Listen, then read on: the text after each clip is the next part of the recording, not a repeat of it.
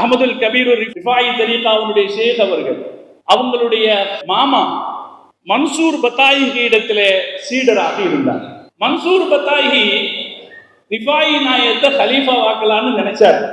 அப்படி நினைச்ச போது அவருடைய மனைவி சொன்னாங்க, எங்க நமக்கும் ஒரு பையன் இருக்கானே, அந்த பையனை ஹலீஃபா வாக்கலாம் இல்ல, உங்க மருமக பிள்ளை அவர் திறமையானவரா இருந்தாலும் நம்ம பையனை நம்ம ஹலீஃபா வாக்கலாம் இல்ல அப்படின்னு கேட்டாங்க.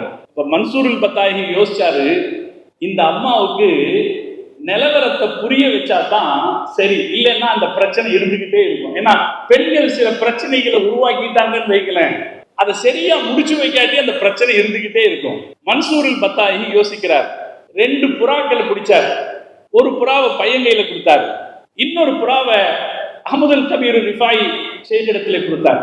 நீங்க யாரும் பார்க்காத இடமா போய் இந்த புறாவை அறுத்துட்டு வாங்கன்னு சொன்னார். அவர் மகன் போனாரு, ஒரு தனியான இடம் இருந்துச்சு, அங்க போய் புறாவை அறுத்துட்டு வந்தார். ரொம்ப நேரம் ஆச்சு, ரிஃபாயி நாயகம் திரும்பி வரல. ரொம்ப நேரம் கழிச்சு அவர் திரும்பி வந்தாரு.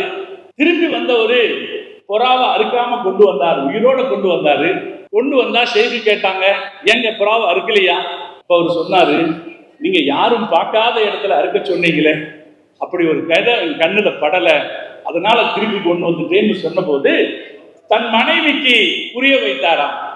இந்த ஆன்மீக பாதையை வழிநடத்தி செல்வதற்கு யார் பொருத்தமானவர் என்று இப்போது உனக்கு தெரிகிறதா என்று புரிய வைத்தார் என்ற ஒரு செய்தி இருக்கிறது. எப்போதும் உன் இறைவன் உன்னை பார்த்து கொண்டிருக்கிறான் என்பதை நினைவில் வை. ஏதோ நேரில் இருப்பதை போலவே உணர்வது,